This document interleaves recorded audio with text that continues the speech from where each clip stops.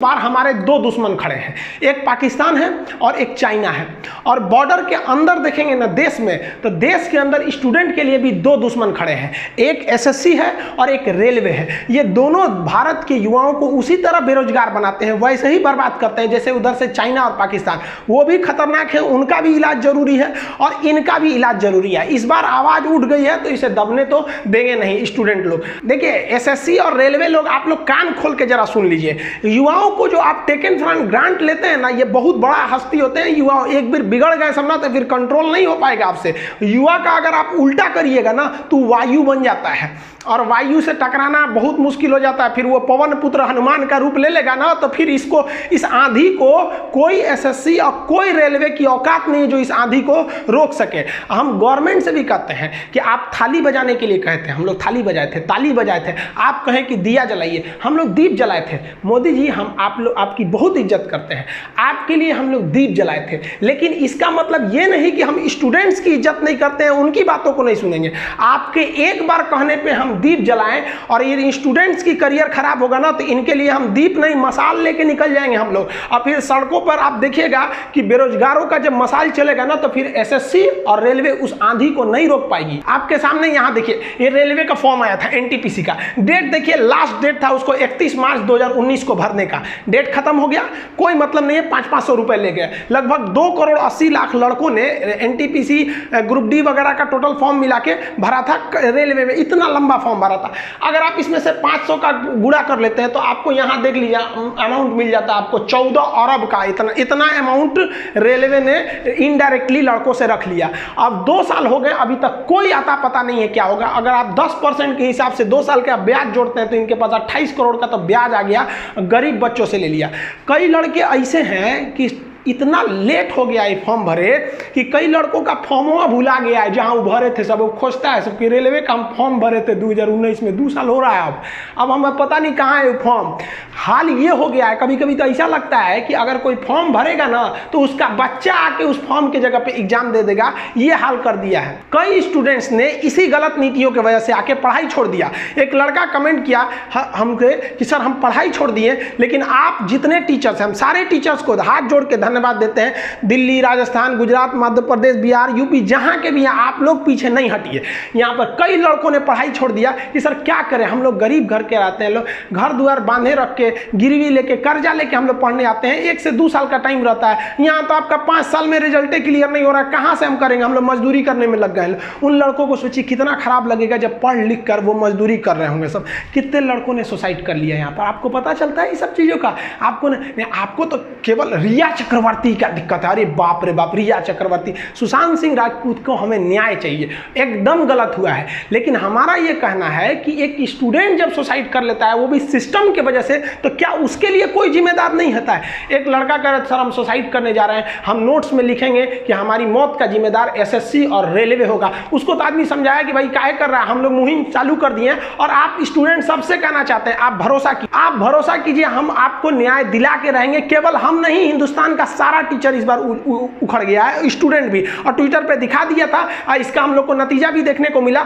उसने कहा कि हम 1 महीने में आपका रिजल्ट देंगे। लेकिन ये लॉलीपॉप है, आप बहकावे में मत आइएगा। ये एसएससी उतना ही खतरनाक है जितना चाइना है। बोलता कुछ और है, करता कुछ और है। आपको अगर 1 रुपया का फायदा देगा तो 1 लाख का घाटा देगा। चुप नहीं होइएगा आप लोग। ये आप लोग का ये सब का बदला लेना है। आने वाली पीढ़ियों के लिए हमें एक अच्छा भविष्य देना है, उनको पता चल सके कि जॉब कब आएगा, कब एग्जाम होगा। आपको पता है कितनी लड़कियां जो होती हैं पढ़ाई छोड़ देते हैं। गार्जियन कहते हैं क्या करेंगे बबनी, तो हम पैसा दे के पढ़ाएंगे, कब जॉब होगा, कब नहीं होगा, हम क्या करें। फिर इन्हें शादियों ब्याह का खर्चा। कितनी लड़कियां बेचारी सब, उन लोग को उनका सपना रास्ते में रह जाता। आप ससुराल में बैठ के रोटी बेल रही हैं सब। उनके खराब भविष्य के लिए जिम्मेदार कौन है?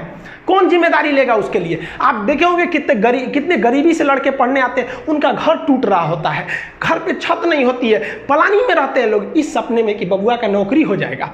बबुआ का जब नौकरी हो जाएगा ना तो सब दुख दूर हो जाएगा, खानदान का नाम रोशन करेगा। अरे गला घोट रहे हैं सब ये एसएससी और रेलवे वाले आपके खानदान का, बच्चों का भविष्य बर्बाद कर देते हैं सब वहाँ पर। एक किसान का बेटा जब पढ़ता है ना तो उसका जो पैसा आता है ना, उसका बाप कैसे उगाता है, जितना दूर तक बैल चलता है ना, उस बैल के साथ साथ वहाँ किसान भी चलता है। आपको यहाँ बैल 2 ही दिख रहे होंगे, लेकिन 4 आदमी यहाँ मेहनत कर रहा है। यहाँ पर इसकी मेहनत की कमाई का नतीजा तुम फॉर्म भरा के रख लेते हो, एग्जाम नहीं ले सकते हो। कितने ऐसे लड़के हैं जो हमको बोलते हैं कि सर मम्मी का बीमारी है, कुछ ऑपरेशन कराना है, मम्मी अपना पैसा हमको भेज देती है कि जाओ बाबू पढ़ लो, नौकरियाँ हो जाएगा ना तो हम ऑपरेशन करा लेंगे। सोचिए इसके लिए जिम्मेदार को माफ नहीं करेगा रेलवे एसएससी। अगर भगवान भी देखता होगा ना तो नरक में स्पेशल कोटा दे के तुम लोग को थूरेगा, जो इस अत्याचार कर रहे हो हिंदुस्तान के लोगों के साथ। अरे इतने जालिम तो साले अंग्रेज भी नहीं थे सब, जितना ये रेलवे एसएससी वाले हो गए सब। टीचरों ने जब इसका आवाज उठाया, स्टूडेंट ने आवाज उठाया, तो गजब गजब कमेंट आ रहा है। कमेंट क्या आ रहा है कि भाई साहब जनसंख्या जिम्मेदार है, तो जनसंख्या जिम्मेदार है तो जनसंख्या हम कंट्रोल करेंगे। हम गाँव गाँव टार्च लेके घूम घूम समझाएं कि भाभी 2 गो लड़का हो तो मार के भगा देंगे सामरा के, तो कौन सी होता है। इनसे कहिए ना मोदी जी से कि आप जैसे 370 हटा दिए, बहुत अच्छा, हम सैल्यूट करते हैं कि आप जैसा दिलेर था जो 370 हटा दिया। जीएसटी कोई नहीं पा रहे, आप भी लाइए, 2 मिनट में जाइए लाइए। जैसे नोटबंदी हुआ था, रातों रात कहिए मित्रों कल से नियम आ गया कि 2 बच्चे से ज्यादा कोई नहीं हो सकता है, जिसका 2 बच्चे से ज्यादा हुआ उठा के लेके चल जाएंगे फौज में, नाम पता भी नहीं बताएंगे। आप करिए ना। चाइना ने किया कि नहीं किया कि खाली यहाँ के कमेंट करना हम करेंगे जनसंख्या कंट्रोल, हमारे बस में कौन चाहिए कि हम जनसंख्या कंट्रोल कर देंगे। हम जाएंगे कोनो को समझाने, हमरा भगा देगा, मास्टर हो पढ़ाओ, हमरा सिखाएगा कि जनसंख्या कैसे कंट्रोल होगा।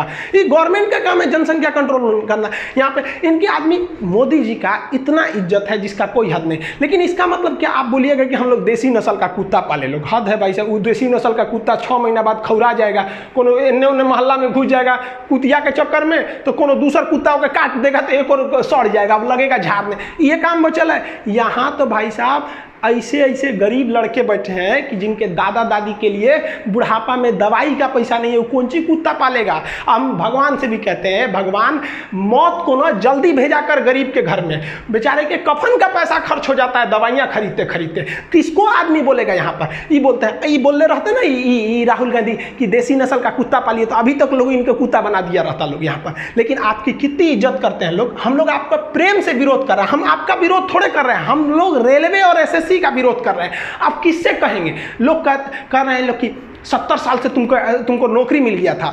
ठीक है भैया, हम गलत है, ठीक है मानते हैं। मोदी जी आप ऐसे ही एक बार हाथ उठा के ना भाषण दे दीजिएगा कि हम ऐसे प्रधानमंत्री हैं जिन्होंने सबसे ज़्यादा रोजगार दिया। अब फिर देखिएगा वीडियो पे कमेंट ऑफ मत कीजिएगा, क्योंकि इनको भी पता है कि रोजगार में कमी आई है। तो ये हम लोग किससे मांगेंगे? 6 साल से गवर्नमेंट इनकी है तो हम किससे मांगेंगे? हम तो रेलवे और एसएससी को जिम्मेदार कर रहे हैं। लेकिन ये जिम्मेदारी ठीक कौन करेगा? नेहरू से जाके बोले कि उनको उठाएं, अस्थियां निकाल के कि उठिए ठीक कीजिए। अब भाई जो है उसी को नाम बोलेंगे लोग। लेकिन हम लोग को पगला जाते हैं लोग। न्यूज चैनल खोलो तो एगो में मौलाना बैठल रहेगा। ये कौन सी न्यूज वाला? ऑस्ट्रेलिया से एगो मौलाना को उठा के लाया था सब, और वो कह रहा था कि वैक्सीन मत लगाइए, ये हराम है। अरे चोट्टा कहीं का, तू पैगंबर बनल है कि हराम है? यहाँ ऑस्ट्रेलिया से मौलाना उठा ला रहा है सब, यहाँ विद्यार्थी मर रहा है सब, तो इसका कोई दिक्कत नहीं। न्यूज चैनल खोलो तो मेरा दिमाग खराब हो जाता है, पगला जाएंगे। न्यूज चैनल ऐसा लगता है ना जैसे हम एक कमरा में बंद है, आगे कांग्रेस बीजेपी, हिंदू मुसलमान, रिया चक्रवर्ती। अरे बाप रे, आप अगर कॉपी कलम लीजिएगा ना तो 5-6 टॉपिक आपको मिलेगा। इस देश में जो मुद्दा अच्छा है, एगो हिंदू मुसलमान खतरे में आ गया यहाँ पर। अरे भाई साहब, धर्म को, सनातन धर्म का ना आदि है ना अंत है, पता नहीं कहाँ से खतरे में आ जाएगा। यहाँ रोजगार खतरे में है और बेरोजगार आदमी ही सबसे बड़ा खतरा हो जाता है। मोदी जी कहते हैं कि आप आत्मनिर्भर बनिए, हम लोग आत्मनिर्भर बनेंगे। लेकिन आप बताइए ना, बेरोजगार आदमी मजबूरी में चाइना का सामान खरीदेगा, उसके पास पैसा नहीं है तो क्या आप इंडिया का सामान खरीदेगा? मजबूरी में चाइना का। आप बताइए ना, कोई बढ़िया आदमी चाइनीज मोबाइल लेता है, वो एप्पल खरीदेगा आपका, और जो जिसके पास पैसा नहीं है, बेरोजगार, वो कौन सी लेगा? चाइनीज मोबाइल लेगा। तो मजबूरी में हम लोग को मजबूर किया जा रहा है कि आप चाइना का लीजिए। रोजगार नहीं मिलेगा तो क्या करेंगे? एक तो न्यूज आया, सुन के तो हमारा दिमाग अजीब हो गया भाई साहब। एक से एक विचित्र प्राणी है। मोदी जी के वीडियो पे जो डिसलाइक हुआ है ना, वो इंडिया से डिसलाइक नहीं हुआ है, तुर्की से हुआ है। और ये भाई साहब कौन आदमी बताया? आप ये बता सकते हैं कि किसने सब्सक्राइब किया, किसने कमेंट किया, लेकिन लाइक डिसलाइक क्यों नहीं बता सकता? आप ऐसा जवाब दीजिएगा लोग तो मन करता है कभी माथा फोड़ ले हम अपन। हमारी लड़ाई गवर्नमेंट से नहीं है और ना ही किसी पार्टी से। हम बस मोदी जी आपसे कह रहे हैं कि इन दोनों को सुधार दीजिए। ये सब जो है सब ना, रेलवे एसएससी पाकिस्तान और चाइना का रूप ले लिया है सब, आप सुधार दीजिए। जिस तरह आप कह रहे थे ना कि हाँ मैं भी चौकीदार। आज हर स्टूडेंट, हर टीचर क्या कह रहा है कि हाँ मैं भी बेरोजगार। और आप लोग इसको लगाइए और तब तक लगाइए जब तक ये दोनों सुधर नहीं जाते हैं, रेलवे, एसएससी, हाँ मैं भी बेरोजगार। हर एक टीचर, ये टीचरों ने जो मुहिम शुरू किया है, हम सारे टीचरों को धन्यवाद देते हैं कि आप लोगों ने स्टूडेंट्स को भी कि आप लोग साथ में खड़े रहे, वरना हम लोग तो अकेले पड़ जाते। आप जितने स्टूडेंट हैं सब लोग लगाइए हाँ मैं भी बेरोजगार। तब तक लगाइए जब तक रोजगार नहीं मिल जाता है, क्योंकि रोजगार पाना आपका अधिकार है। और याद रखिएगा, कान खोलकर, अधिकार कभी मांगने से नहीं मिलता है, छीनना पड़ता है। चाहे वो आजादी की लड़ाई हो, छीन के लिए थे, चाहे वो रोजगार हो, छीन के लेंगे। कैसे नहीं देंगे ये एसएससी और रेलवे। और हम हाथी घोड़ा नहीं मांग रहे हैं कुछ, हम लोग का बस दुइये ठो मांगे पूरे स्टूडेंट और पूरे टीचर्स का, कि भाई एक एग्जाम को लेकर, एग्जाम आप टाइमली कराइए कि कब एग्जाम लेंगे। जिस तरह से मैट्रिक का एग्जाम होता है, इंटर का होता है ना, पूरी दुनिया को पता है कि फरवरी मार्च तक में एग्जाम हो जाता है, मई जून में रिजल्ट आ जाता है। लेकिन इन दोनों का नहीं पता है कि रेलवे एसएससी कब एग्जाम लेंगे, कब रिजल्ट देंगे। तो हमको एक टाइमली एग्जाम दीजिए और टाइमली उसका रिजल्ट दे दीजिए, और कुछ नहीं चाहिए। हाँ, और एक एग्जाम में एकदम फेयर होना चाहिए कि एग्जाम में नकल ना होना चाहिए। सीधे जो आपने नकल वगैरह वाला चीज है, सीधे नियम बने, जिस सेंटर पे नकल करते पाया जाएगा वो इनविजिलेटर है, उनको जेल डाल दिया जाएगा 10 साल के लिए, उस सेंटर को हमेशा के लिए बैन कर दिया जाएगा। इस सेंटर वो वाला कराता है। तो आप फेयर एग्जाम ले लीजिए, टाइमली एग्जाम लीजिए, टाइमली रिजल्ट दीजिए, एक मांगिए। दूसरा कि आप वैकेंसी को इंक्रीज कीजिए। वैकेंसी बहुत, जनसंख्या बढ़ रही है, हर जगह है, वो भी कंट्रोल करना जरूरी है, हम कहाँ कर रहे नहीं, लेकिन वैकेंसी को बढ़ाइए और कैलेंडर के साथ वैकेंसी दीजिए कि हर स्टूडेंट को पता चले, हर उस बेरोजगार को पता चले कि अगले 2 साल में कौन सी वैकेंसी कब आने वाली है। जिस तरह से हमको पता है ना कि 2024 में चुनाव होगा, कुछ भी हो जाए 2024 में चुनाव होगा, उसी तरह एक स्टूडेंट को क्यों नहीं पता है कि 2024 में कितनी वैकेंसी आएगी। तो कम से कम आप 2 साल आगे का कैलेंडर निकालिए कि अगले 2 साल तक हमें क्या आएगा, ताकि एक किसान का बच्चा जो है